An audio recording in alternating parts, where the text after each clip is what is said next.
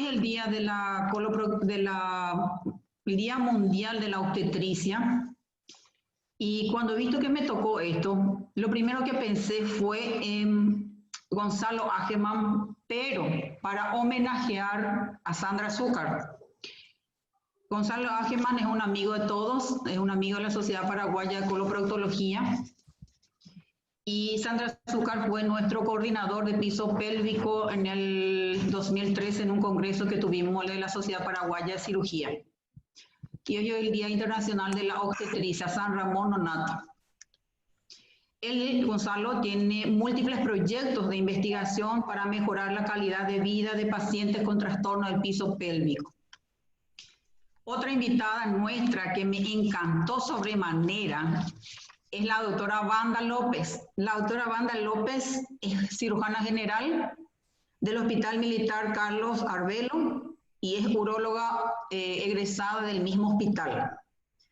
Tiene entrenamiento de urología femenina y de investigación en urología femenina, disfunciones miccionales y cirugía del piso pélvico en la Universidad de Los Ángeles, California. Cuando la doctora Ingrid me dijo hay una uróloga, yo me sentí muy feliz, realizada, porque tenemos traumatóloga en Paraguay, pero uróloga, la única uróloga que teníamos, terminó haciendo ecografía. Entonces, es un placer conocerla a ella, ver su trayectoria. Y Gonzalo, sos un amigo de la casa, bienvenido. El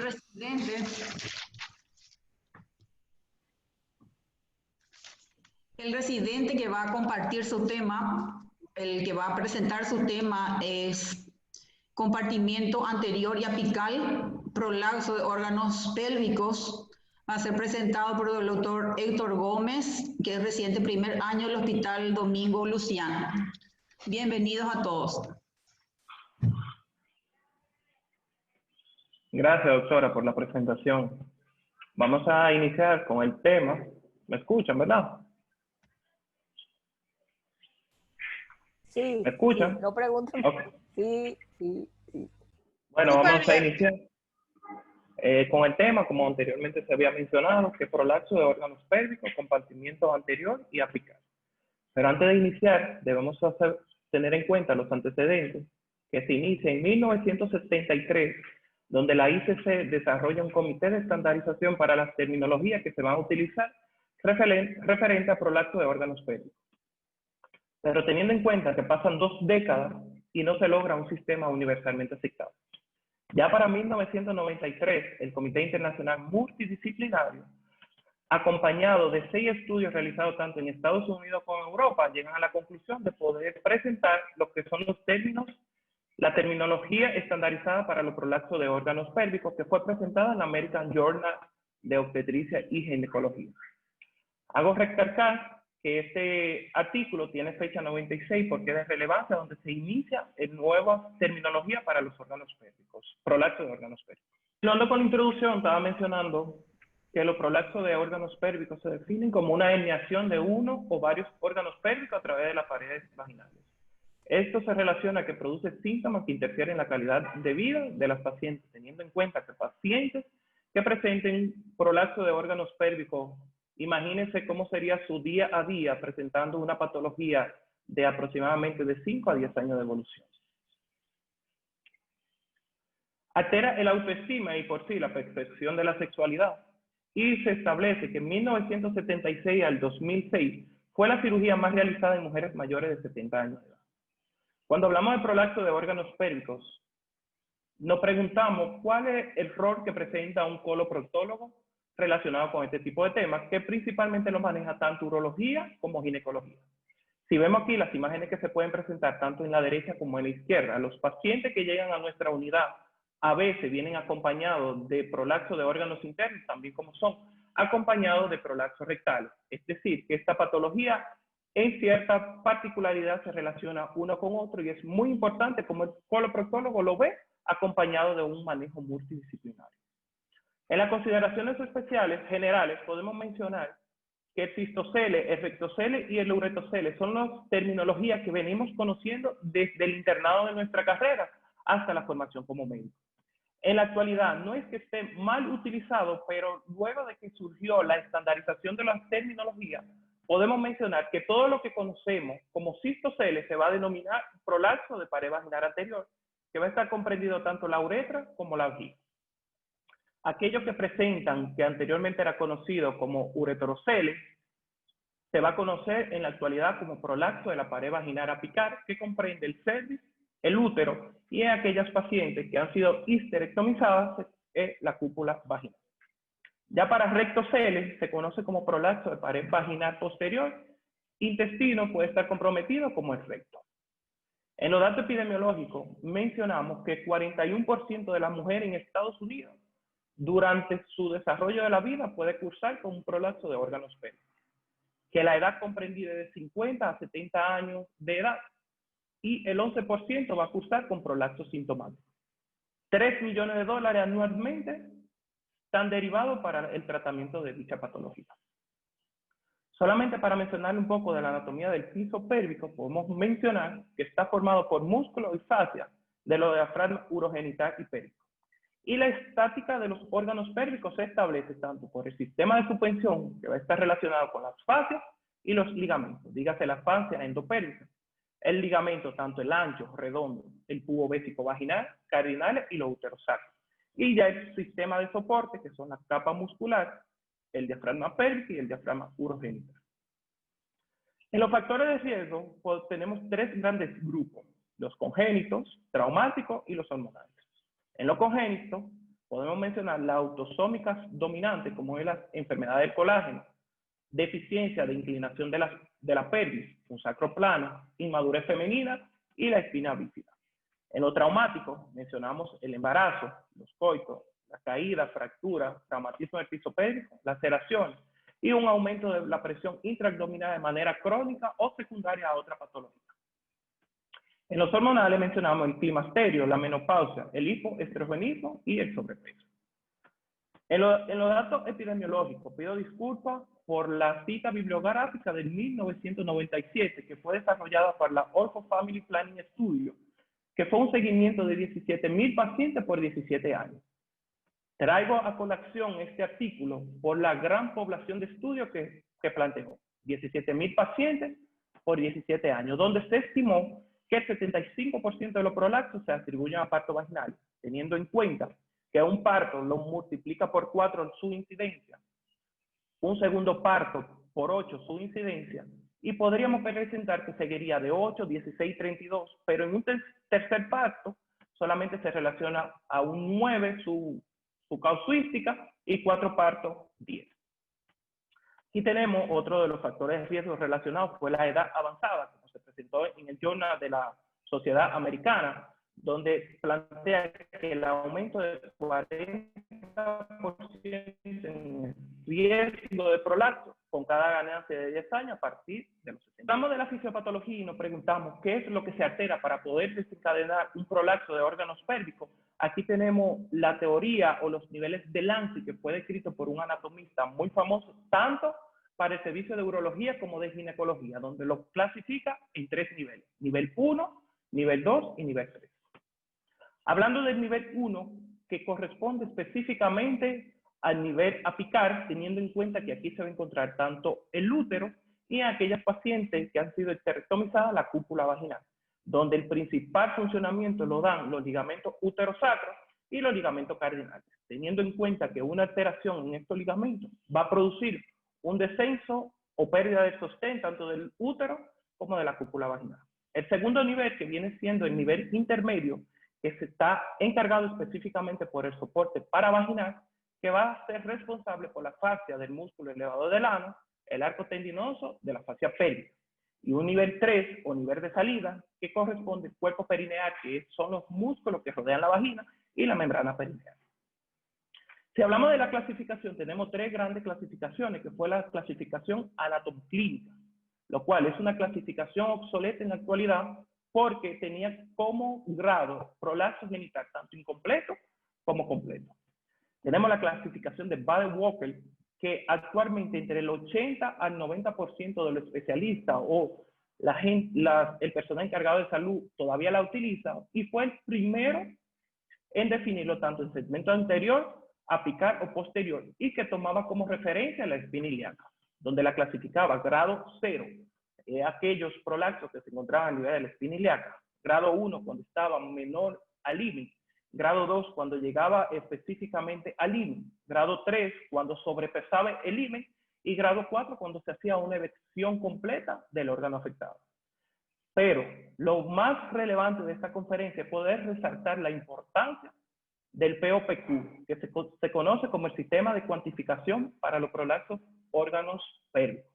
Es la clasificación actualmente vigente y es la única que tiene 9 puntos de referencia donde podemos relacionar o ponerle el apellido al prolaxo. La pared vaginal, que va a tener tantos puntos anteriores de manera positiva y puntos posteriores de manera negativa, la pared rectal, puntos anteriores y posteriores, y el estadio va de 0 a 4. ¿Qué importancia tiene la clasificación POPQ? Que tiene como punto de referencia el anillo himeneal. Teniendo a diferencia de la Baden-Walker que utilizaba el introito, es muy difícil para muchos médicos poder específicamente determinar cuál es la porción del introito. Pero el anillo himeneal, que es donde convergen o son los residuales de la carúncula himeneal, es más fácil poderlo identificar. Esta clasificación tiene puntos definidos que son 2, pared anterior referido a la A, 2 para pared posterior referido con la letra P, 2 para el compartimento superior o apical, que es el cervix o el fondo de saco de Douglas, y unos puntos de referencia, los cuales se mantienen en la actualidad, que son el hiato genital, el cuerpo perineal y la longitud vaginal total. Si vemos en esta imagen, podemos claramente evidenciar desde dónde inicia el anillo himeneal.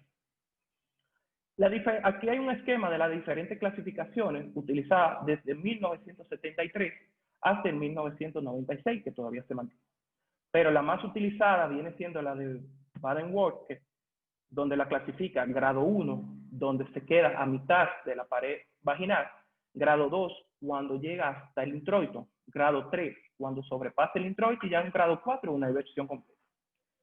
En el 1996, la POPQ la modificó solamente en el estadio 2, donde plantea que puede ser tanto a menos 1 centímetro del anillo himeneal o a más 1 centímetro del anillo himeneal, y se continúa tanto grado 3 y grado 4, diferente de igualdad como la que se utilizó Baden-Walker.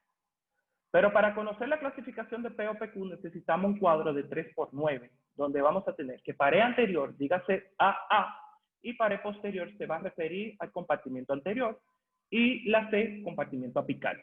El hiato genital, el cuerpo perineal y la longitud total de la vagina van a ser estandarizados para todos los pacientes. Y en referencia a la pared posterior tenemos la P, BP y el fornix o el fondo de saco de Douglas. Pero importante poder identificar cada punto anatómicamente, conociendo que el AA va a 3 centímetros por encima del meato urinario, donde vamos a tener como referencia el anillo himeneal.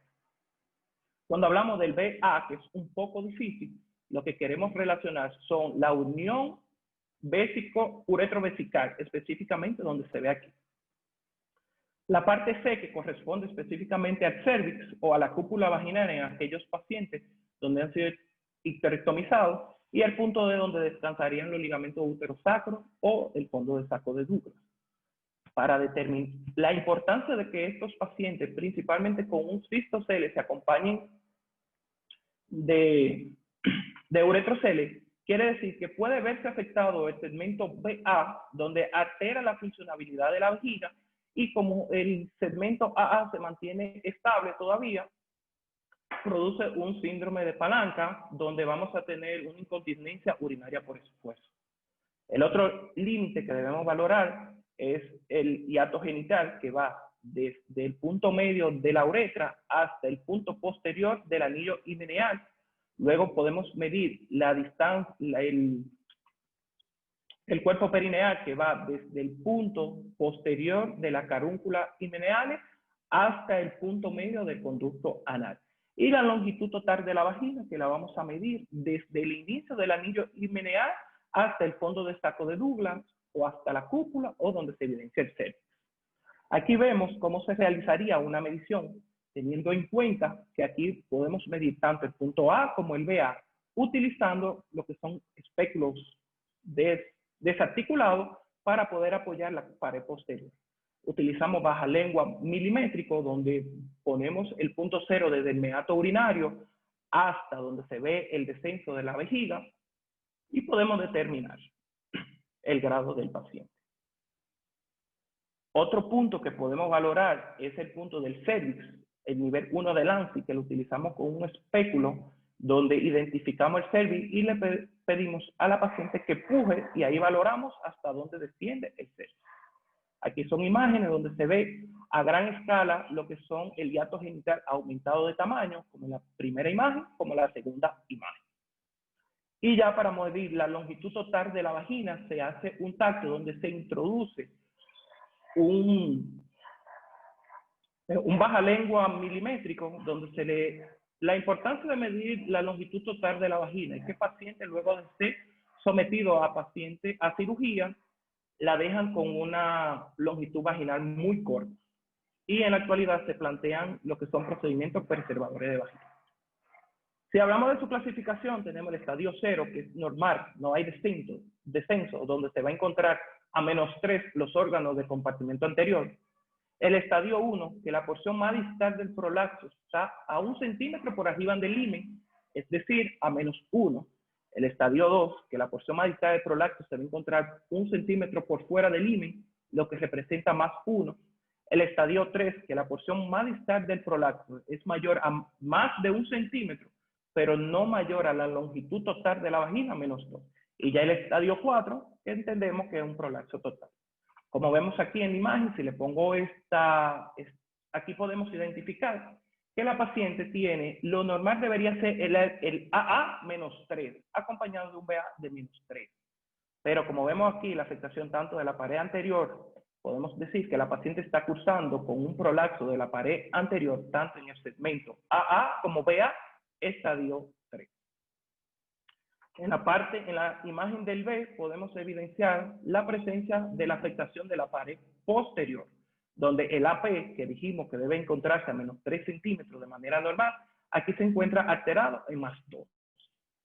El BP, que se encuentra a +5, esto quiere decirnos que la paciente está cursando con un prolapso de la pared posterior, estadio 2.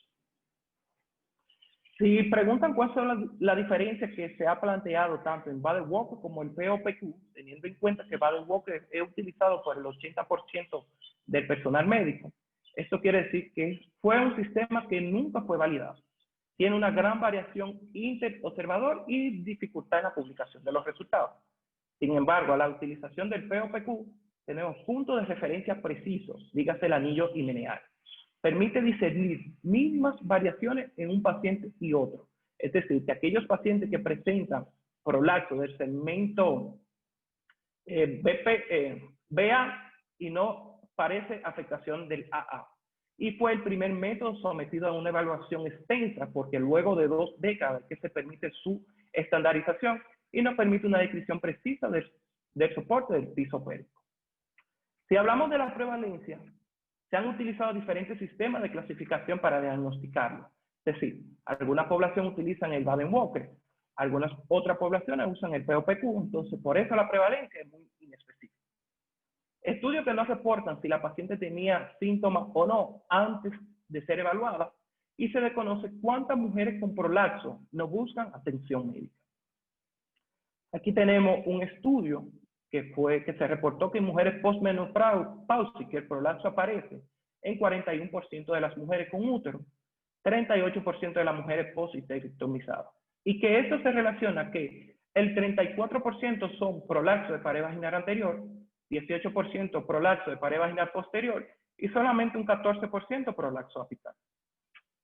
En cuanto a las manifestaciones clínicas, que la paciente es el principal motivo de consulta, vamos a presentar que van a presentar masa o presión en un 67%, síntomas sexuales como una segunda causa en un 42%, los síntomas defecatorios que se acompañan de un 38% y urinarios un 36%. Lo relevante es que los prolapsos de órganos pélvicos nunca se reflejan de manera sola, siempre vienen acompañados de otra entidad patológica.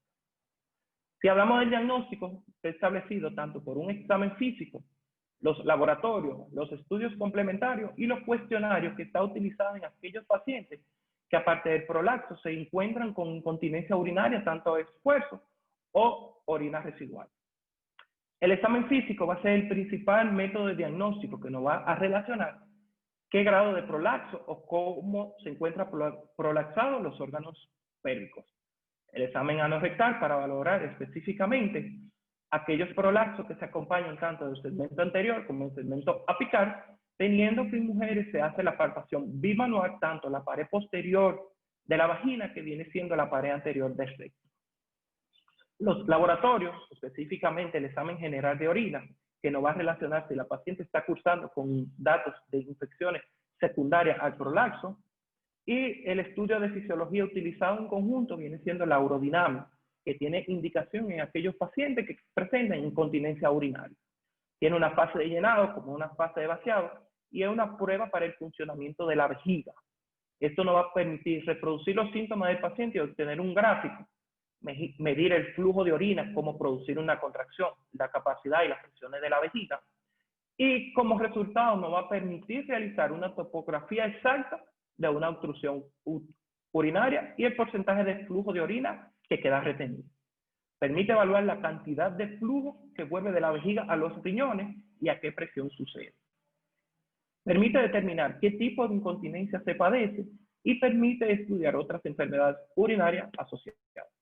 Aquí tenemos un cuestionario de la incontinencia urinaria que está avalado por el servicio de urología, donde se le hacen preguntas: ¿con qué frecuencia pierde la orina? ¿En qué medida estos EKP de orina que tiene han afectado su vida diaria? ¿Entre cuánto pierde de orina? En los estudios complementarios tenemos la tomografía computarizada para descartar que el prolapso de órganos internos se relacione con otra entidad patológica. La resonancia magnética, que la podemos utilizar tanto en las videodesecografía como en la ecodesecografía, como se ve en la imagen A en reposo, y al lado se ve en una maniobra de Valsalva, donde se ve el descenso de los órganos pélvicos. El tratamiento, podemos mencionar tratamiento quirúrgico conservador y tratamiento quirúrgico, pero hay indicaciones específicas o generalizadas para cuáles pacientes deben ser sometidos a tratamiento, como es: no se indica a mujeres con prolapso asintomáticos, necesario para las pacientes con síntomas urinarios, fecales o sexuales, indispensablemente, independientemente del grado de prolapso, para aquellas pacientes que ya han desarrollado tanto hidronefrosis como obstrucción urinaria y o fecal. Cuando hablamos de establecer metas, el tratamiento debe individualizarse de acuerdo al impacto de vida en calidad y síntomas. Esto quiere decir que no es lo mismo tratar a una paciente de 30 o 40 años a una paciente de 80 años que quizás se pase el mayor tiempo encamada. Y que hasta el 52% de los casos, la satisfacción de las pacientes no se equipará con el resultado de la cirugía, porque se ha establecido que de 3 a 5 años hay pacientes que han podido desarrollar recidiva. Y esto se debe a que a veces queremos solamente tratar la afectación del compartimiento anterior y no identificamos si es el segmento AA o BA el que está afectado. Y la opción de manejo, que siempre debe ofrecerse el manejo conservador como primera opción, antes que proponer una cirugía. Deberá explicársele tanto los beneficios y los riesgos, y se le debe sugerir, no imponer. Es decir, le sugerimos cuál sería lo mejor para la paciente, teniendo en cuenta que puede presentar una recidiva, que es la principal problemática de los pacientes que son llevados a sala de cirugía. En el tratamiento conservador tenemos el ejercicio de piso pélvico, específicamente para la tonalidad muscular, con los ejercicios de Kegel. En prolapso grado 1 y 3 puede manejarse con los ejercicios pélvicos, y esto disminuye del 19% la sintomatología de masa después de 5. Los estrógenos locales, específicamente aquellas pacientes que manejamos con déficit de estrógeno o que han pasado más de los 50 años, que están menopáusicas, y esto va a permitir mejorar la calidad del colágeno, disminuye la generación enzimática y va a aumentar el grosor de las paredes vaginales. En los pesarios vaginales, que viene siendo el pilar en el tratamiento conservador, donde son dispositivos de silicón que se introducen en la cavidad vaginal, y los resultados han tenido que 75% de las mujeres que lo usan no lo abandonarían en un periodo de 5 años. Esta es una pequeña imagen de los tipos y los diferentes pesarios que se utilizan en la actualidad.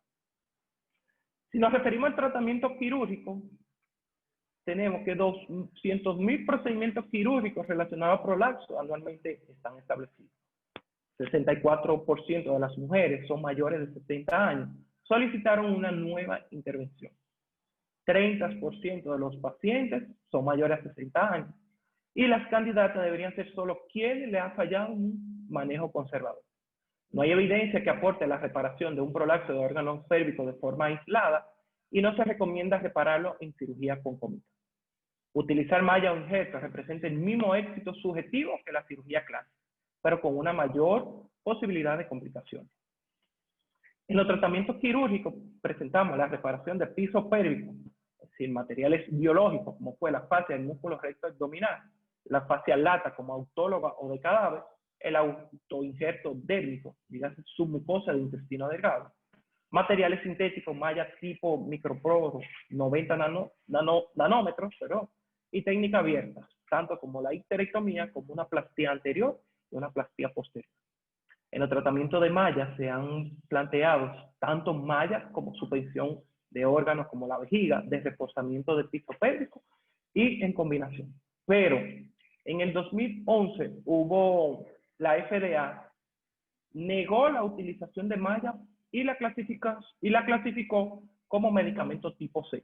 Y esto se debe a la gran incidencia que desarrolló tanto de infecciones graves, perforación intestinal, acompañado por prolapso recurrente, perforación de vejiga, incontinencia urinaria y dolor. Y esto le desencadenaba a las pacientes, luego de esa publicación de la FDA, a poder producir demanda médica. Pero en el artículo de la FDA también plantea que, al menos que no se presente otra manera de corregir el prolapso, está indicada la colocación de mallas. Aquí tenemos un estudio que se ha venido desarrollando para buscar la utilización de malla nuevamente, luego de que la FDA la categorizó como medicamento tipo C, donde plantea que entre las mujeres con prolapso uterovaginal sintomático que se sometieron a cirugía vaginal, la histeropexia con malla vaginal en comparación con la histerectomía vaginal con suspensión del ligamento uterosacro no dio como resultado una tasa significativamente de prolapso compuesto después de 3 años. Esto quiere decir que a los 3 años volvía a presentar una recurrencia del prolapso reparado. Cuanto a la histerectomía, podemos mencionar sus diferentes modalidades, tanto abdominal, vaginal y laparoscópica, donde teniendo en cuenta que la histerectomía vaginal tiene como ventaja que la paciente no va a ser sometida a una laparotomía, no requiere una cicatrización de heridas, se puede realizar una perinorrafia tanto anterior y posterior luego de la realización de la histerectomía vaginal y las menos complicaciones postquirúrgicas, específicamente aquellas que eran egresadas un día posterior a la realización de la cirugía. Cuanto a la histerectomía laparoscópica, tenemos que tener en cuenta que para poder desarrollar una histerectomía laparoscópica, lo primero que tenemos que contar es con la habilidad quirúrgica. Y la ventaja de hacer la laparoscópica, que nos permite evaluar una evaluación abdominal completa, puede sugerir menos dolor al paciente, una reincorporación más rápida y menos tiempo quirúrgico. Aquí hay un estudio donde se hace la comparación tanto de la histerectomía vaginal y laparoscópica como un procedimiento ambulatorio, que tuvieron como conclusión en el acta en el mismo día después de la histerectomía vaginal y laparoscópica parecía factible en una población sana preseleccionada. La corpoperinorrafia anterior viene siendo realizada posterior a una histerectomía vaginal total, puede ser una técnica única y está indicado en pacientes con cistocele grado 1 y grado 2, donde se realiza una corpotomía anterior en línea media que se puede realizar con tijeras, que posterior vamos a permitir la tunelización de la mucosa vaginal en el espacio vésico vaginal. Continuando con la corporrafia anterior, va a permitir hacer la resección del exceso de la mucosa vaginal y cierre de la mucosa vaginal mediante sutura discontinua. Ya la posterior, que principalmente establece una incisión sagital en el introito, donde vamos a continuar con la tunelización de la pared vaginal posterior con una colpostomía posterior y disección cortante lateral de la mucosa vaginal, específicamente del cuerpo perineal. Luego de esto, realizamos una disección cortante lateral de la mucosa vaginal y una disección roma sagital en el espacio rectovaginal.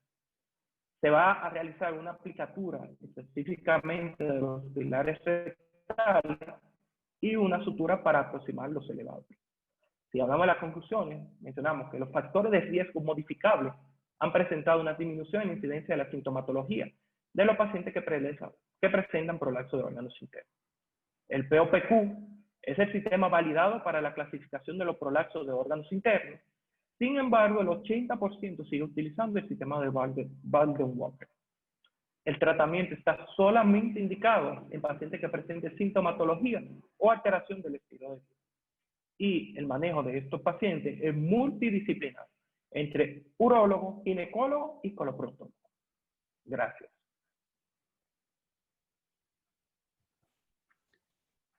Excelente presentación, doctor Héctor. Es un tema muy difícil. Lo supo resumir en casi 30 minutos, ¿verdad? Excelente. Y ahora le pedimos a la doctora Banda su comentario. Me quiero sumar a las palabras de felicitación. De verdad que compilar todos estos conceptos en tan poco tiempo y hacerlo de una manera gráfica es a veces un reto. Así que, doctor, lo felicito por haberlo hecho y haber podido poner en la palestra algunos conceptos que son claves. Yo pertenezco a la generación de médicos que se formó utilizando el Baden-Walker como clasificación para estudiar el prolapso y que además vivió la transición del Baden-Walker a la clasificación del POPQ. Y ciertamente al principio nos pareció una clasificación engorrosa, que había que tener una cartilla o un papel para anotar todos los 9 puntos. Indudablemente se necesitaba de un espéculo univalvo para poder hacer la exploración. Y lo más sencillo, un bajalengua, sí, pero hay pacientes que tienen un introito estrecho, un canal vaginal estrecho, a quienes les molestaba incluso la inserción de un bajalengua. Los pacientes mayores que tienen atrofia de la mucosa vaginal se quejan mucho cuando esto ocurre, aun cuando uno lo hace con lubricación. Pero creo que lo importante de esta clasificación es que hay que practicarla. Hay que intentar en todas las pacientes que acuden a la consulta con algún grado de prolapso, hay que proponerse y practicarla y hacerse familiar con la identificación de los diferentes puntos que usted menciona, porque esta clasificación es la que nos permite ponerle nombre y apellido, como bien lo dijo, a cuál es o cuáles son, porque muchas veces son más de uno, los prolapsos o los defectos que están involucrados. Y uno de los aspectos que yo veo muy importante en esta clasificación es que, por ejemplo, en el prolapso apical, permitía diferenciar entre una hipertrofia de cuello versus un prolapso uterino, porque el tratamiento es completamente diferente. Si nosotros tenemos un cuello hipertrófico, pero con un útero que está normoinserto, con indemnidad de sus ligamentos cardinales y uterosacros, no le vamos a proponer el mismo tratamiento a que si la paciente tuviese un prolapso del útero con un cuello que esté a medio camino del canal vaginal. En el primer caso probablemente plantearíamos una traquelectomía y en el segundo caso probablemente plantearíamos una corrección del prolapso con una suspensión del útero por cualquier técnica. La consideración que... ¿Aló? ¿Me escuchan? Sí, sí, okay. Se le escucha. Gracias.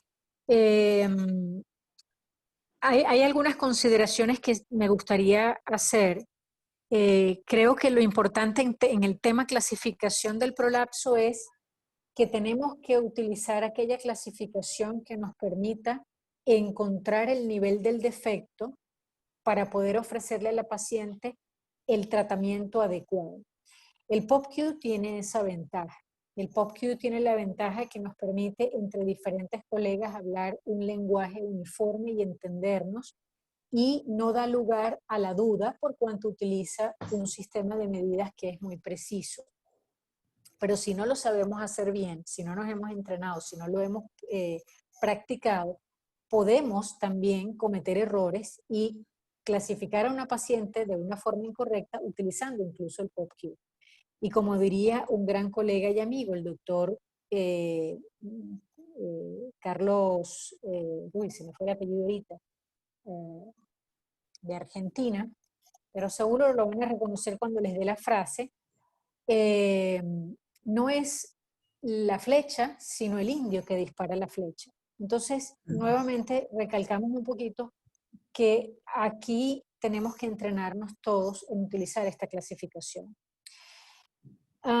Creo que también es muy importante correlacionar los síntomas que la paciente presenta con el compartimiento que está afectado y hacer lo que llamamos cirugía virtual. La cirugía virtual es algo que podemos realizar en el consultorio cuando estamos examinando a la paciente y es posicionar el órgano como debería estar, como va a estar cuando hagamos la corrección, y evaluar si los síntomas desaparecen. Y esto es particularmente útil cuando la paciente refiere síntomas de urgencia o incluso incontinencia de urgencia en relación a los prolapsos del compartimiento anterior. Los prolapsos anteriores y apicales producen síntomas de urgencia y cuando nosotros reposicionamos y le damos con una pinza que puede ser un Kelly Kennedy con una gasa en la punta, una pinza de Kelly con una gasa en la punta, nosotros reposicionamos los órganos al nivel correcto en el que deberían estar y con la vejiga llena podemos evaluar en la paciente si los síntomas de urgencia mejoran o no. Y así nosotros podemos evaluar el efecto que va a tener la cirugía en esta paciente. Esto es algo que se está haciendo desde hace un par de años. Yo honestamente desconozco si el mismo beneficio que hay para los síntomas urinarios lo pudiera haber para los síntomas evacuatorios, pero probablemente sí ocurre. El doctor mencionó algo que es importante sobre la evaluación urodinámica. Yo soy una gran defensora de los estudios urodinámicos y procuro hacerlos siempre que tenga la herramienta disponible. Sin embargo, no están indicados en todos los pacientes y hoy en día, cuando tenemos una paciente con síntomas clásicos de incontinencia urinaria de esfuerzo, la que catalogamos como una incontinencia de esfuerzo genuina, donde no hay un prolapso adicional, y que la podemos demostrar clínicamente en el consultorio con una vejiga a medio llenar y que evaluamos a la paciente y vemos que hay un componente de hipermovilidad uretral, no es necesario hacer en esta paciente un estudio urodinâmico. Si nosotros hemos confirmado que esta paciente tiene un vaciamiento adecuado con un ultrasonido y medición del volumen residual o incluso con un flujo libre, no hace falta hacer un estudio urodinámico formal. Pero sí está formalmente indicado cuando la paciente tiene prolapsos anteriores o apicales, estadios 3 y 4, que vayan a una reparación quirúrgica. Si la paciente además tiene trastornos del vaciamiento y si además la paciente tiene síntomas de urgencia o de incontinencia urinaria mixta o es una recidiva de alguna cirugía previa. El doctor finaliza su conferencia con algo que me gustó muchísimo y es hablar con la paciente, confirmar cuáles son las expectativas que la paciente tiene con respecto al tratamiento que le vamos a proponer, porque hay algo que es muy cierto en la cirugía de corrección de prolapso y es que hay una alta tasa de recidiva en los primeros 5 años que no tienen que ver con la técnica, tienen mucho que ver con la calidad de los tejidos de la paciente. No podemos batallar contra la edad y contra el envejecimiento natural de los tejidos. Y el principio por el cual se utiliza el material sintético, mallas, que le quiero corregir, usted mencionó microporosas y son macroporosas, de monofilamento macroporoso. El principio por el cual se utiliza este material sintético es porque los ligamentos naturales están desgastados, están rotos. Se ha ido degenerando el colágeno natural de la paciente, que es el elemento de sostén, se ha ido sustituyendo y entonces no hay una firmeza para soportar a los órganos pélvicos. El uso del material sintético produce una respuesta inflamatoria local. Esa respuesta inflamatoria termina en un proceso de fibrosis y en ese proceso de fibrosis hay neoformación de colágeno, que es nuevamente elemento de sostén. Y es como una especie de neoformación de ligamento. Entonces es el principio por el cual usamos mallas. Y a pesar de lo satanizado que ha estado el uso de las mallas en cirugía vaginal, cada día hemos aprendido que utilizar la menor cantidad de material posible, si es posible, solo el segmento que se necesita para fortalecer el ligamento en el nivel que está defectuoso, ha demostrado en el largo plazo el beneficio sobre la cirugía tradicional. Esos eran los comentarios que yo quería hacer.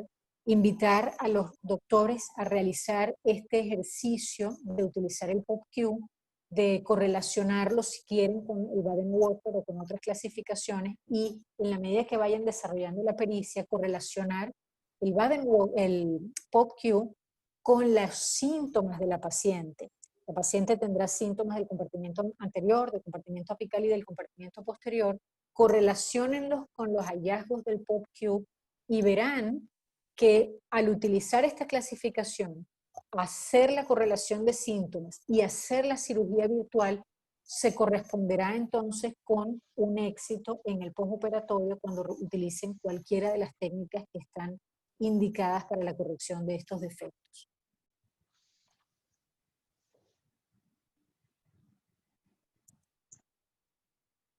Asimismo, doctora, la literatura cita que no hay hay que tratar de unir los dos sistemas, ya sea el del Waller-Baden y el POPQ, porque lo que leí y hablé con mis colegas ginecólogos, es la queja del paciente lo que hay que solucionar y no tratar de corregir la anatomía en sí, porque el estilo de vida, la calidad del estilo de vida es lo que va a marcar después la diferencia en la satisfacción del paciente. Doctor Gonzalo, queremos escuchar tu experiencia en esto, tu comentario sobre la presentación y tu experiencia. Muchas gracias. Bueno, felicitar al doctor. Creo que fue una excelente presentación. Me llena de alegría saber que hay estas pláticas para cirujanos generales y coloproctólogos, porque el manejo de los trastornos de piso pélvico tiene que ser multidisciplinario. Si no hay una evaluación del paciente desde el punto de vista multidisciplinario, un cirujano de colon y recto para evaluar el compartimiento posterior, un ginecólogo o uroginecólogo o urólogo para evaluar el compartimiento medio y anterior. Es muy común que se solucione nada más un compartimiento y la paciente no se le soluciona y no se le mejora su calidad de vida, porque nosotros corregimos un prolapso rectal, pero si la paciente también tiene una incontinencia urinaria, pues no le vamos a corregir el problema, y muchas de estas pacientes terminan en cirugías seriadas. Primero la opera el cirujano de colon, luego el uroginecólogo. Entonces, es muy importante que la gente que nos dedicamos a esto tengamos un conocimiento básico de cómo evaluar también el compartimiento anterior y medio, porque 1 de cada 3 pacientes que tienen un trastorno de piso pélvico van a tener otro, ya sea un prolapso apical o un prolapso rectal o incontinencia fecal o incontinencia urinaria. Entonces, 1 de cada 3 pacientes va a tener más de una patología.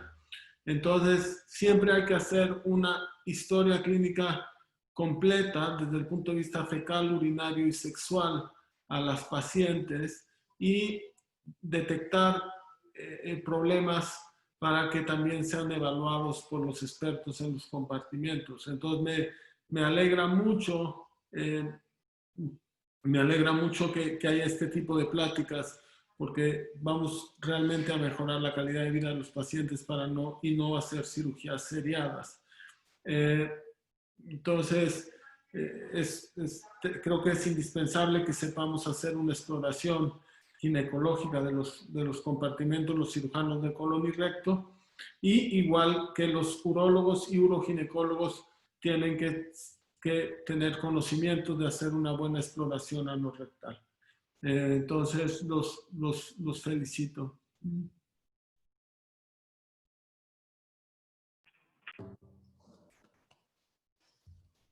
Excelente.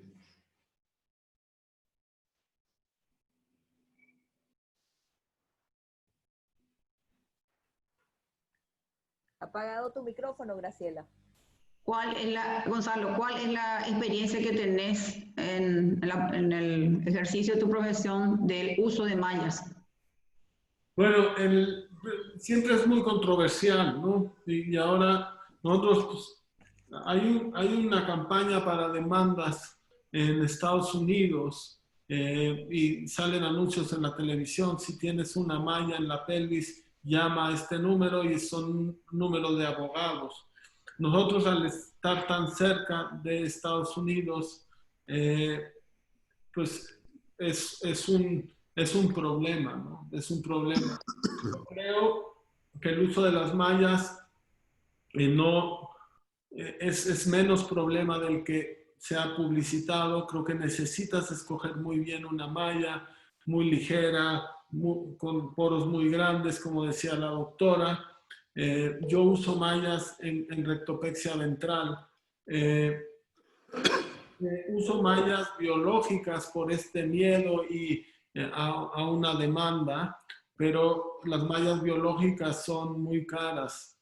Entonces, pero pues, hay mucha literatura que se pueden usar mallas ligeras para rectopexias ventrales y las usé por mucho tiempo y gracias a Dios nunca tuve un problema. El único problema que tuve con una malla fue con una malla biológica que erosionó la vagina y se la quité por la vagina y afortunadamente no tuve problemas. En realidad es lo único que uso en mallas y usé por bastante tiempo para reparaciones de rectoceles transperineal, pero usé mallas biológicas. El problema es el costo. El problema es que son incosteables pero creo que de una forma responsable se pueden seguir usando mallas, sobre todo, pero hay que tener mucho respeto y mucho cuidado, ¿no? Y bueno, los que son expertos en esto son los uroginecólogos, ¿no? Por lo menos aquí ha disminuido muchísimo la colocación de mallas por el miedo a una demanda, ¿no? Pero si no pones malla tienes un alto riesgo de recidiva y eso lo tiene que saber el paciente. Gracias, Gonzalo. Hilario, estoy viendo que estás presente, Hilario. ¿Qué experiencia tenés en Brasil?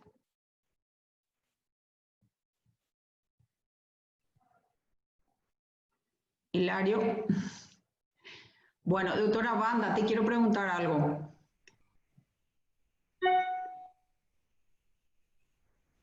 Adelante, Hola. te escucho. Sí, te escucho. ¿Cómo es su tratamiento inicial para los pacientes que vienen con incontinencia urinaria y prolapso? Bien, lo primero es caracterizar la incontinencia urinaria. Muchos pacientes tienen incontinencia urinaria mixta o de esfuerzo o solo de urgencia en el contexto de un prolapso. Entonces, lo primero que hay que hacer es caracterizar cuál tipo de incontinencia es. Si esta incontinencia urinaria se acompaña o no de un trastorno del vaciamiento que pudiera ser consecuencia de un gran prolapso. Hablamos generalmente de prolapsos de estadios 3 y 4 cuando estamos pensando en cirugía.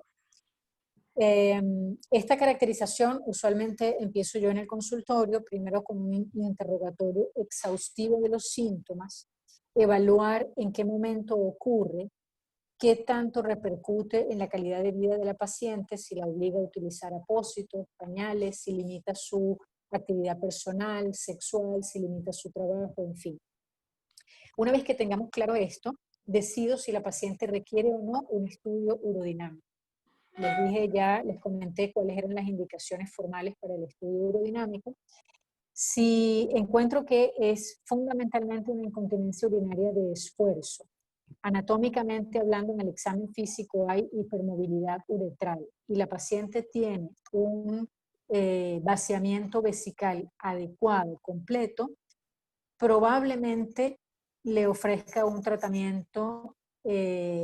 Si la paciente es joven y tiene un buen piso pélvico que pueda entrenar y el prolapso no es mayor a un prolapso estadio 2, le ofrezca tratamiento conservador con ejercicios de fortalecimiento del piso pélvico, un programa de micciones cronometradas y eventualmente biofeedback, con una reevaluación en el término de 3 a 6 meses. Pero aquí hay dos cosas que son importantes. Hay pacientes que dicen claramente en el interrogatorio, yo no voy a hacer ningún ejercicio de rehabilitación, yo no voy a hacer biofeedback, yo quiero una resolución inmediata. Porque probablemente no se sientan a gusto esperando 2 o 3 meses o 6 meses para ver si el programa funcionó o no, que suele funcionar en el 80% de los casos. Entonces, las pacientes que quieren una cirugía o una respuesta, una solución inmediata a su problema, probablemente en el contexto de esta paciente, una incontinencia urinaria de esfuerzo genuina, le propongo una cirugía con una cincha suburetral libre de tensión y suelo utilizar las de abordaje transobturatriz. Me parece que son mucho más cómodas, mucho más sensibles. Solamente utilizo cinchas retropúbicas cuando tengo una paciente que es sexualmente activa, que por alguna razón clínicamente veo que la incontinencia urinaria es importante, cuando veo que hay limitación de la movilidad de la uretra, tiendo a inclinarme más hacia una cincha retropúbica. Porque en mi experiencia, pues una de las molestias que más le fastidia a la paciente después de una cincha transobturatriz es el dolor en la región inguinocrural, que en las mujeres jóvenes sexualmente activas a veces es mucho más llamativo, más importante. Si la paciente tiene un prolapso importante, estadio 3 o 4, del compartimiento anterior y apical, pues le ofrezco tratamiento del prolapso en conjunto con el tratamiento de la incontinencia urinaria. Y hay una cosa importante, es que si hay síntomas de urgencia y haciendo la cirugía virtual en el consultorio, encuentro que la paciente no tiene respuesta a la corrección del prolapso, los síntomas de urgencia persisten, le hago un estudio urodinámico. Con la finalidad de descartar si tiene hiperactividad del detrusor o alguna otra cosa que esté motivando esta urgencia. De lo contrario, la mayoría de las pacientes que se corrige el prolapso anterior y apical también corrigen sus síntomas de urgencia en el postoperatorio. La decisión en cuanto a qué técnica quirúrgica, yo soy más cirujano vaginalista y hago la mayoría de mis correcciones de prolapso por vía vaginal. Y con la experiencia y con los años he aprendido a utilizar solamente material para la suspensión apical. Entonces yo hago una suspensión apical con material sintético y el resto, lo que es el compartimiento anterior, lo corrijo con cirugía de reparación sitio específica. Hasta ahora, pues eso ha sido para mí una técnica con muy buenos resultados en términos de corrección anatómica del prolapso, pero lo más importante es la satisfacción de la paciente y una baja tasa de complicaciones en el postoperatorio. Sí, eso es básicamente lo que yo hago con los pacientes. Graciela, yo quiero hacer una pregunta. Doctora, gracias doctora. El doctor Sorgi. Buenos días, yo también quiero hacer una pregunta. Esta mesa redonda y presentación han sido extraordinarias, Héctor, muy bien. Lo he disfrutado mucho. Ahora, para los expertos, ¿en cuánto tiempo después de la cirugía las mujeres recobran su función sexual agradable y en qué porcentaje lo hacen?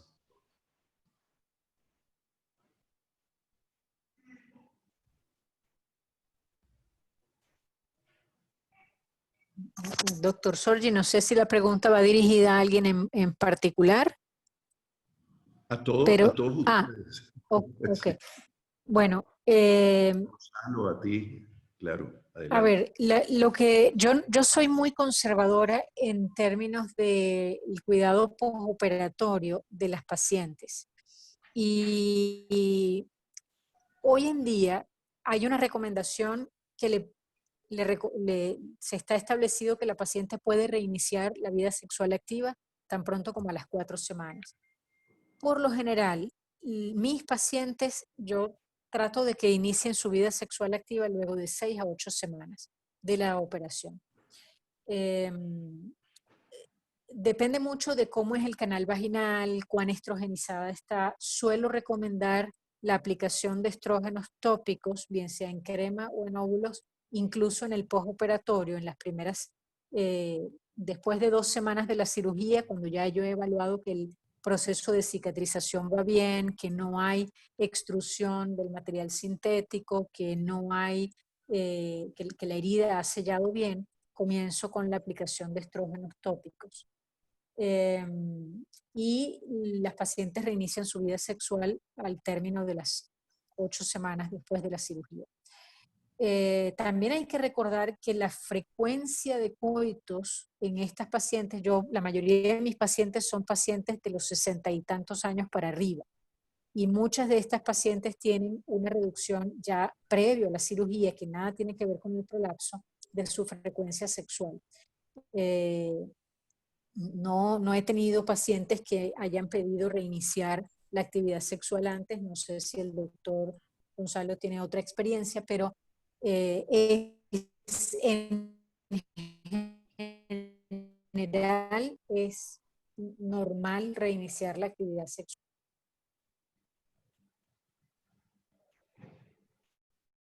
Muchas gracias, Wanda. ¿Y Gonzalo? Sí, yo diría lo mismo. Diría lo mismo, entre 6 y 8 semanas para reiniciar vida sexual. Y les digo a los pacientes que le hagan mucho caso a su organismo, ¿no? O sea, que le hagan caso al cuerpo. Si están incómodas, sí, hay que esperar un poco más. Pero yo diría que después de una buena revisión y ver que no haya ninguna complicación, 6 o 8 semanas. Gracias. Doctora Ingrid, ¿alguna pregunta? Sí, quería preguntar, Wanda, realmente el POPQ es engorroso, pero a la vez es fascinante poderlo manejar. Yo trato de hacer el ejercicio, pero no siempre es fácil, ¿verdad? Pero existe un POPQ simplificado. ¿Qué tanta utilidad tiene un POPQ simplificado? ¿Pudieran los coloproctólogos quedarnos con ese? O no, definitivamente tenemos que usarlo, tenemos que usar todos. Eso primero, bueno, a ver si se me va ocurriendo otra preguntita, pero ¿qué opinas de ese POPQ? ¿Se puede o...? Sí, a ver, ¿qué pasa? El POPQ simplificado, bueno, básicamente reduce todos los puntos yo diría que 3 o 4, ¿no? Siempre tenemos que tener claro que los 3 puntos que mencionó el doctor, el hiato genital, la longitud vaginal total y el cuerpo perineal, son puntos fijos. Yo lo utilizo, la versión simplificada la utilizo porque me es más rápido en el consultorio. Y no siempre, créanlo o no, no siempre tengo a mano la paleta, el bajalenguas para medir. En el hospital tengo a mi enfermera que la puse de tarea que todo un lote de bajalenguas lo prepare para medir. Estoy segura que debe haber ya esto disponible para comprar, pero sabes que en Venezuela tenemos ciertas limitaciones para adquirir cosas de fuera. Y en lo personal, pues no tengo histerómetro en el consultorio, que es lo otro que uno pudiera utilizar para medir sencillo. Pero me parece que el simplificado es rápido de utilizar y muchas veces lo que nosotros, cuando ya hemos acostumbrado el ojo, lo que estamos buscando es la zona o las zonas anatómicas de defecto. Entonces, yo diría que la mejor forma es hacer su propia experiencia.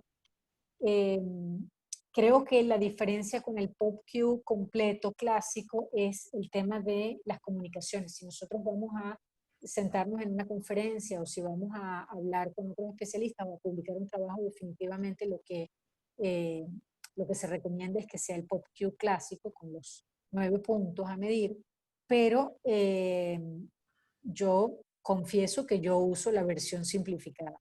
Así que sí, yo creo que vale la pena hacerlo.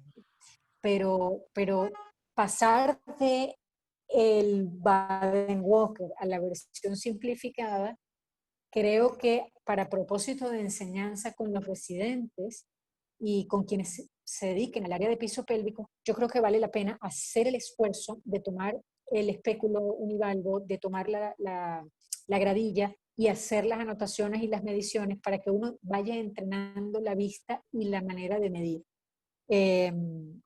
Al final, siempre recordemos que es importante correlacionar lo que nosotros encontramos objetivamente, nosotros como médicos, con lo que la paciente clínicamente refiere, porque la doctora Graciela mencionó algo y me gustó que lo dijo, es debemos resolverle los síntomas a la paciente, debemos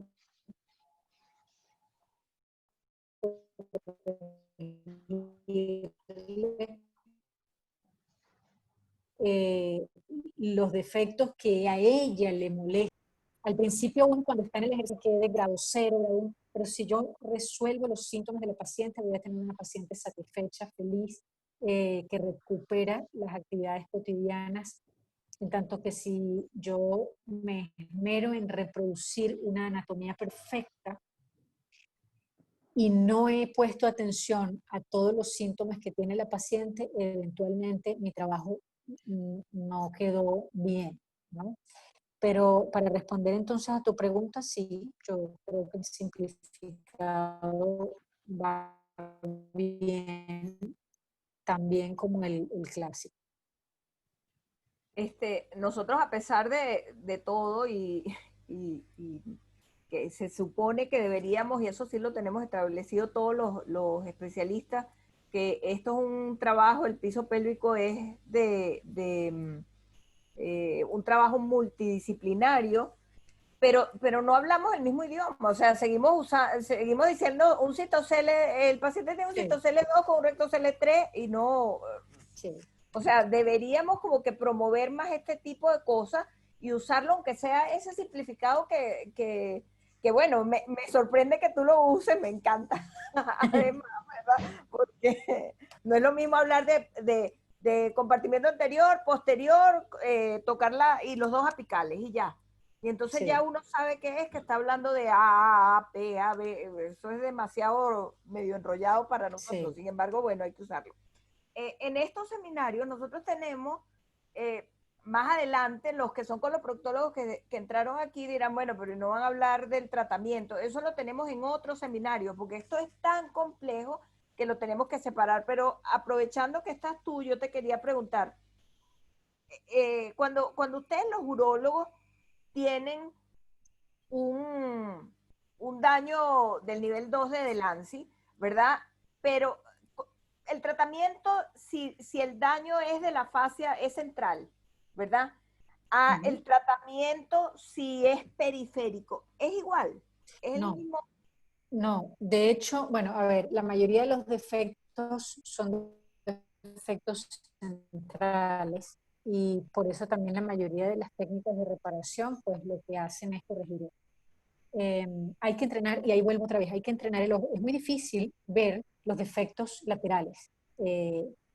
decir, que la fascia se desprenda a nivel lateral, primero no son los más frecuentes, y eso es clásico, es así, y no siempre es fácil diagnosticarlos. Para diagnosticarlos hay que colocar bien a la paciente en posición ginecológica, colocar el espéculo, evaluar toda la pared anterior y hacia las partes laterales y evaluar bien cómo es la forma del prolapso. Y las reparaciones obviamente no pueden ser iguales. Si yo tengo un defecto central y lo que hago es que, un defecto lateral y lo que hago es reforzar Kennedy, ese prolapso no lo he corregido. Yo lo que he dado es un pequeño soporte en la parte anterior, pero el defecto como tal, el defecto lateral está, puede, ojo, si son pequeños, pasar inadvertido, y entonces a la vuelta de unos meses, primero los síntomas van a persistir y segundo, la paciente va a reaparecer con un prolapso. Creo que es importante pues evaluar bien. El doctor Gonzalo dijo algo importantísimo y que además tiene que ser una enseñanza para todos nosotros. No lo sabemos todo. Y es importante hacernos acompañar en nuestra consulta, quienes hacemos la reparación de piso pélvico, de un ginecólogo, de un coloproctólogo. Cuando te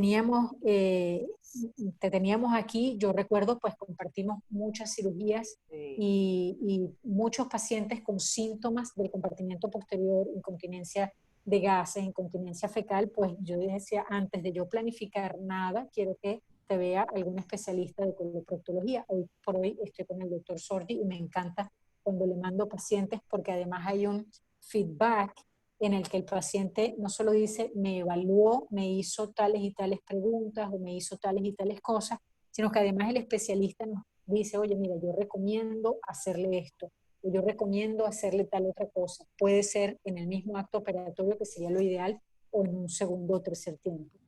Entonces,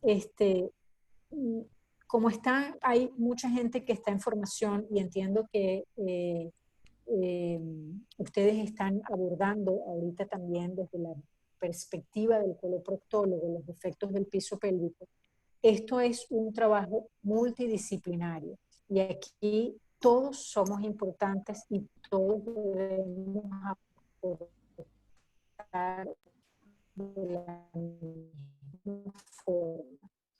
El piso pélvico es un área donde cabemos muchos, ginecólogos y coloproctólogos. Aquí también tienen una gran cabida los fisiatras y fisioterapeutas, los sexólogos, y todos nosotros tenemos algo que opinar y que ver en este tipo de pacientes. Son pacientes complejas porque yo creo que los defectos funcionales son mucho más difíciles de corregir que los problemas anatómicos orgánicos. Cuando tenemos un tumor, quitamos el segmento que está afectado, quitamos el órgano y muerto el perro se acaba la rabia. Pero no podemos quitar la vejiga. Hoy por hoy sabemos que la histerectomía no es la solución para los prolapsos del útero, siempre y cuando este órgano esté sano, más allá del prolapso. Así que lo que tenemos es que tratar de devolver esto a su posición normal. Entonces todos tenemos algo que decir. Y los invito de verdad a acompañarse con ginecólogos o con especialistas en piso pélvico, sean urólogos, sean ginecólogos. Hay cirujanos que les encanta hacer piso pélvico y lo hacen muy bien. Entonces, y aprender todos los días es importante. Gonzalo, una sola pregunta. En mi país es muy frecuente que las mujeres sean multíparas y sobre todo la gente del interior viene con parto. Sabemos que el parto va destruyendo por presión todos los canales hasta la expulsión, ¿verdad? ¿Ustedes conocen todavía si se usan los pesarios o se quedó como en la anécdota? No, bueno, los pesarios, o sea, Sandra usaba muchos pesarios y si hay una paciente que no tiene vida sexual activa y es una mujer grande y con un pesario se puede solucionar el problema, yo creo que el pesario podría ser la primera alternativa antes de someterla a una intervención quirúrgica.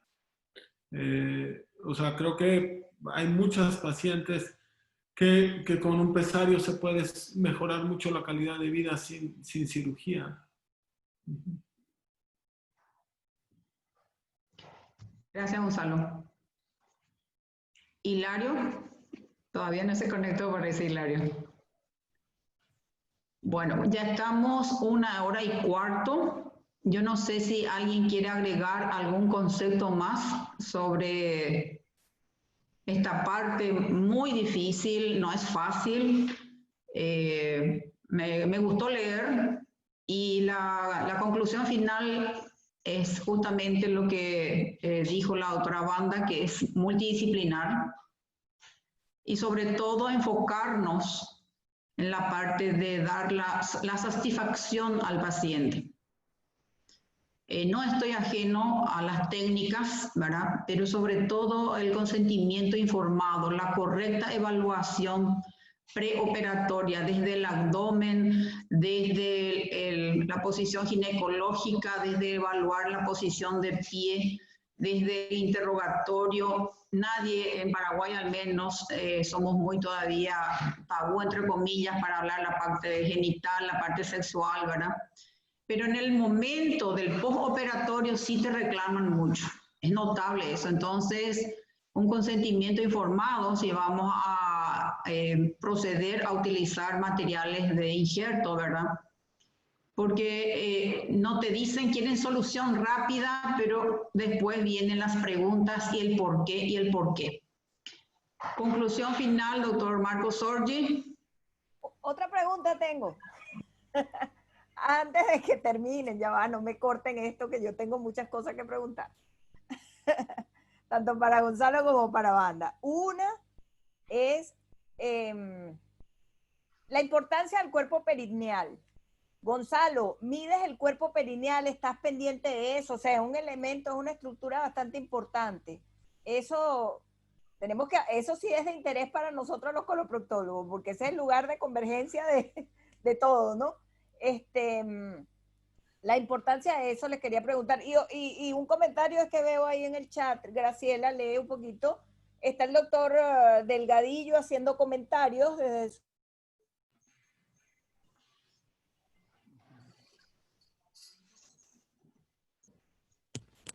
Está en silencio la doctora Melo. Perdón, estaba hablando. Pensé que tenía encendido. La pregunta que tenía, no sé qué oyeron porque pensé que estaba encendido. Quería preguntar la importancia del cuerpo perineal, Gonzalo, Banda, porque es para nosotros los coloproctólogos importante este tema del cuerpo perineal y en líneas generales para todo, porque en el piso pélvico sabemos que ese es el lugar de la confluencia, cuando se ejerce la presión, ese es el punto importante realmente. Y en el chat hay varios comentarios, tanto del doctor Peter, del doctor Delgadillo, por si quieren hablar directamente, Graciela. Pero mi pregunta ¿Cómo es que tú dices? perineal. ¿Qué es lo que dices? Doctor Delgadillo. En Europa se ponen muchas mallas, dice Guaira Delgadillo.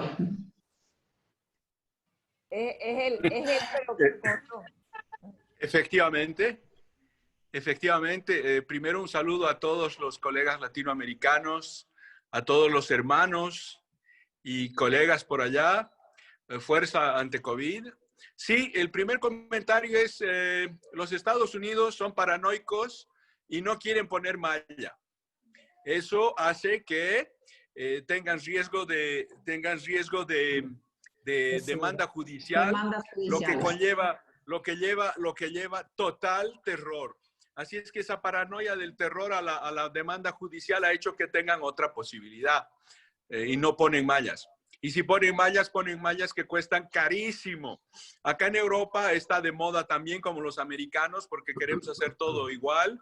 Se ponen muchas mallas con biológicos, pero efectivamente el costo son muy caros y creo que no es la realidad en Latinoamérica.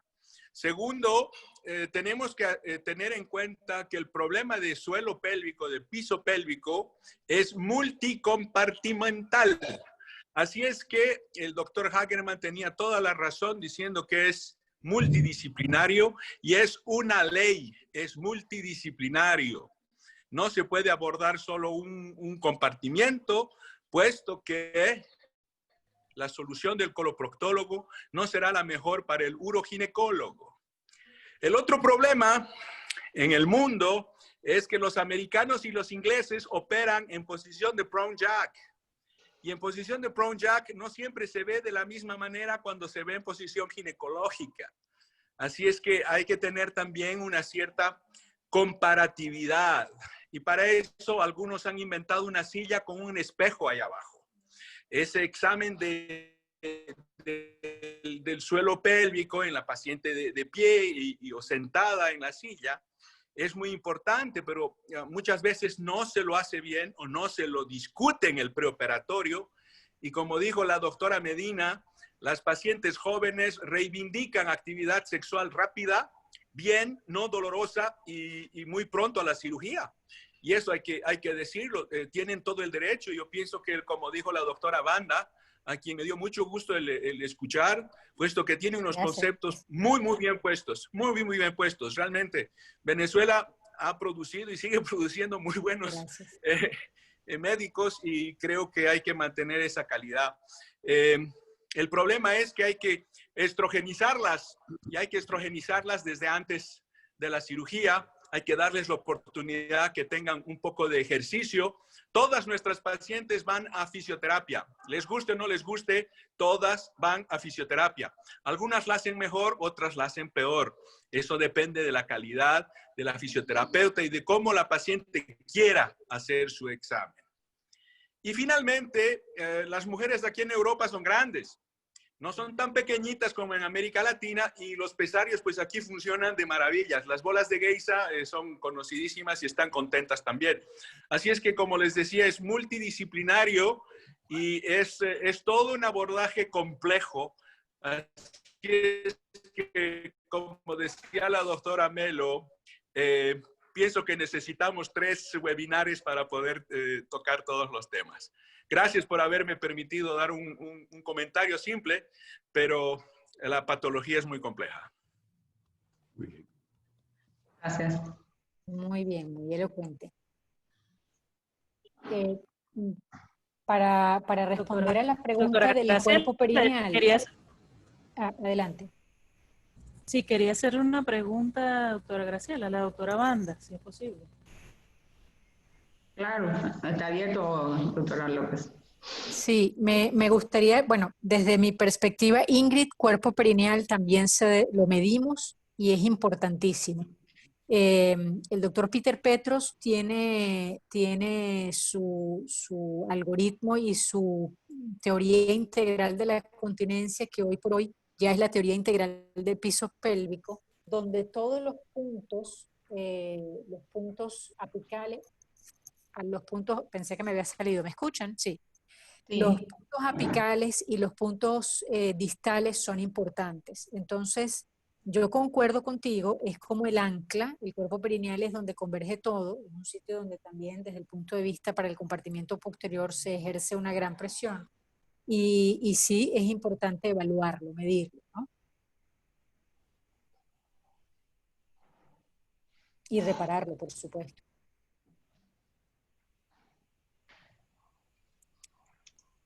Sí, doctora.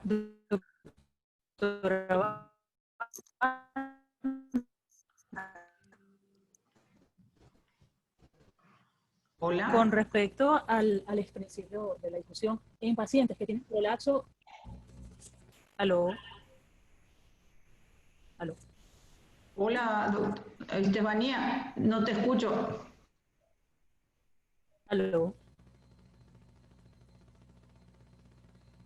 Yo escucho. Ah, ok.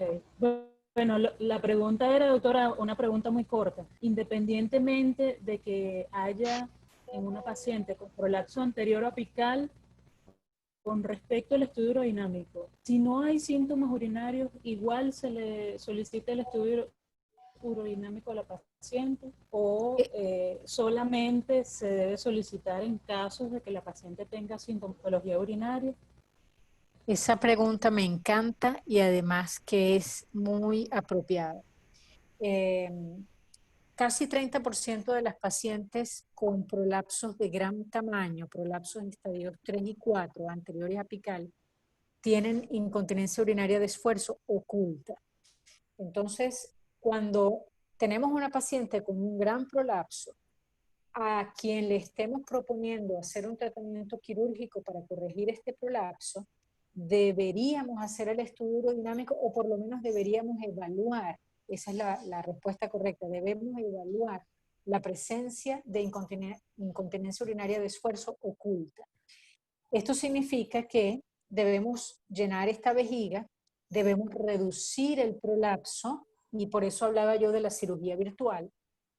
Y en el momento de que el prolapso esté reducido, nosotros debemos evaluar si esta paciente tiene pérdidas de orina al esfuerzo o no. Porque, ¿qué ocurre? Si nosotros dejamos esto pasar por alto y vamos a la corrección del prolapso, la paciente no se queja de incontinencia urinaria porque tiene un gran bulto que sale de la entrada vaginal y ejerce un efecto de compresión extrínseca, angulándose la unión entre la uretra y la vejiga, por lo tanto no se produce la incontinencia urinaria. Pero cuando nosotros devolvemos el órgano a su posición y restauramos, entre comillas, la anatomía, la incontinencia urinaria de esfuerzo se hace manifiesta. Entonces la paciente la va a evaluar, la va a encontrar, la va a experimentar en el postoperatorio. Y va a decir, yo no estaba así antes de la cirugía. Entonces es importantísimo cuando nosotros vamos a operar una paciente con un prolapso estadio 3 y 4, evaluar si hay o no una incontinencia urinaria de esfuerzo oculta. Y una forma muy cómoda de hacer esto es durante el estudio urodinámico. Pero clínicamente, o sea, si yo estoy en un escenario en donde no tengo un estudio urodinámico o no tengo a alguien entrenado que lo pueda hacer, yo lleno la vejiga de la paciente a un volumen de 300, 350 mililitros, reparo, hago la restitución anatómica del prolapso, coloco un espéculo univalvo y hago un soporte del segmento apical y le pido a la paciente que realice varios esfuerzos. El problema de esto es que muchas de las incontinencias ocurren en posición bípeda. Entonces, la otra forma es restituir el prolapso utilizando un pesario, corregirlo y evaluar con la vejiga medio llenar la paciente en posición de pie, para poder confirmar si tiene o no una incontinencia urinaria de esfuerzo oculta que requiera reparación en el mismo acto operatorio. Graciela. Sí. Yo les pido una disculpa, pero tengo que irme a quirófano, ya están durmiendo a mi paciente. Muchísimas gracias por tu presencia. Gracias, y perdonen, ya lo están durmiendo y tengo que estar en la sala. Suerte en la cirugía. Gracias. Que te vaya bien.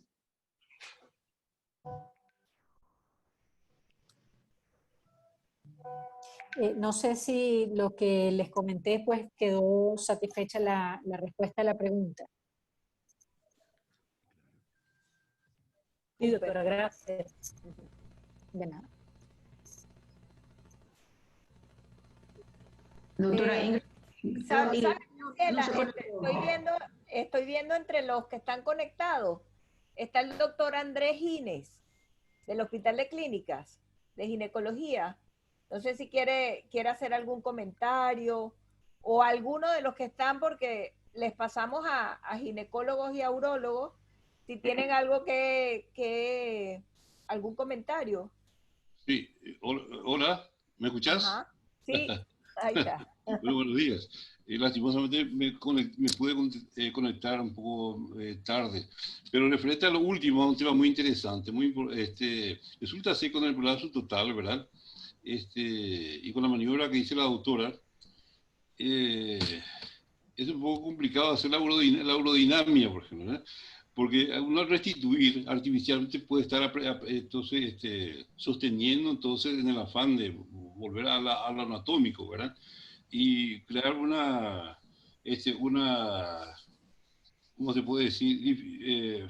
No se llega a un buen diagnóstico.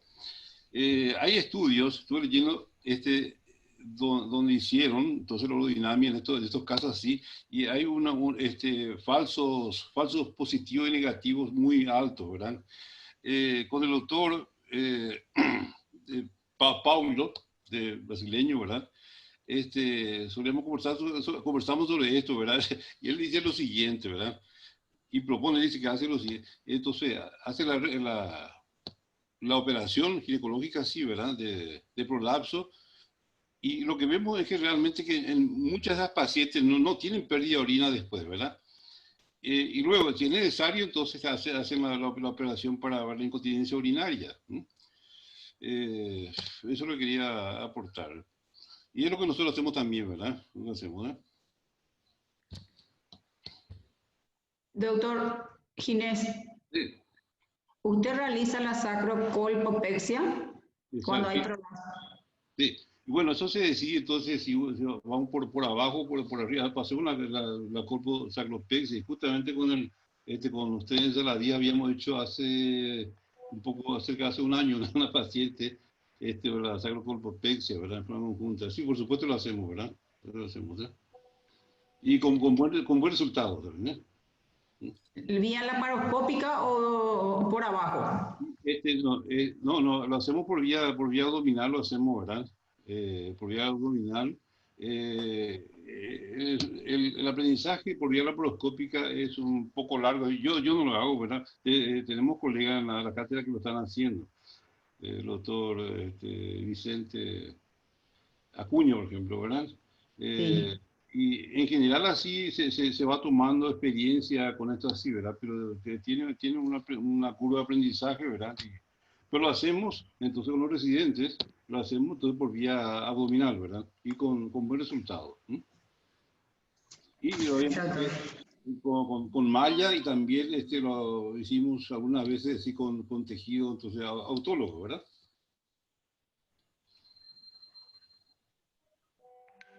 Y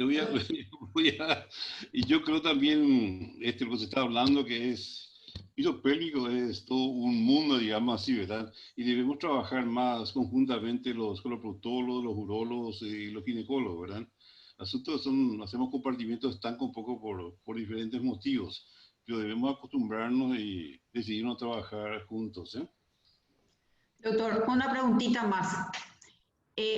Usted se da cuenta que en nuestro país llega mujeres adultas mayores, generalmente multíparas y son obesas, ¿verdad? ¿Llegó alguna vez usted a hacer la colpohiperplasia? ¿La qué? Colpoclesis. Por supuesto. Y inclusive yo la colpoclesis, tiene hasta hoy en día indicación. Antes, cuando estábamos en el viejo hospital y clínica, ¿verdad? Era un poco otro tipo de paciente que recibíamos. Aparte de eso que por por el sustento clínico, etcétera, no había intensivo, todo eso, ¿verdad? Que lo hacíamos más frecuentemente, pero hasta hoy en día lo estamos haciendo y tiene su indicación, ¿verdad? Tiene su indicación. Sí. Y soluciona el problema, ¿verdad? Tiene sus complicaciones, ¿verdad? Hay diferentes tipos, diferentes técnicas también. Y si uno es un poco entusiasta, entonces puede lesionar el uréter también. Así que tiene que tener cuidado en el tipo de técnica que va a usar y los cuidados que va a tener, ¿verdad? ¿Sí, verdad? Pero es una técnica muy útil, ¿verdad? Que se puede seguir utilizando y que soluciona el problema, ¿verdad? Muchísimas gracias, doctor Andrés. No sé si alguien quiere comentar algo más.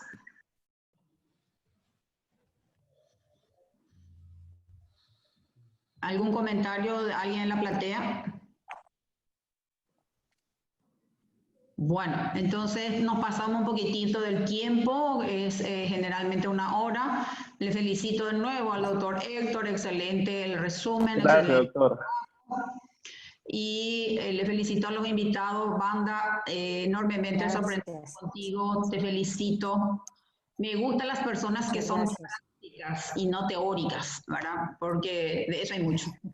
Y usted es bien práctica, se nota. Y como conclusión, me gustó leer suelo pélvico, no es fácil. Hay que verle al paciente en su conjunto. Una buena historia clínica, un buen examen físico. Dice la literatura que muchas veces tenés que examinarle incluso en sala de operaciones otra vez, ¿verdad? Porque puede aparecer algunos prolapsos ocultos, ¿verdad? Y que el tratamiento es multidisciplinar. Todos aportamos un poco para mejorar la calidad de vida del paciente. Y es multidisciplinar. Para cerrar el capítulo, doctora Ingrid. No, nada más que decir. Seguimos en este tema de verdad súper importante porque lo tenemos que tratar entre todos. Ya lo han dicho bastante, es multidisciplinario.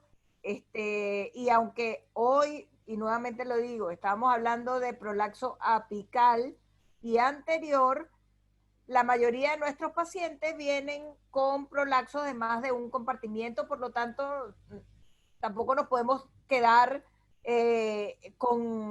sin saber qué es lo que estamos tratando. Entonces, aunque trabajemos con el urólogo, debemos saber qué estamos viendo.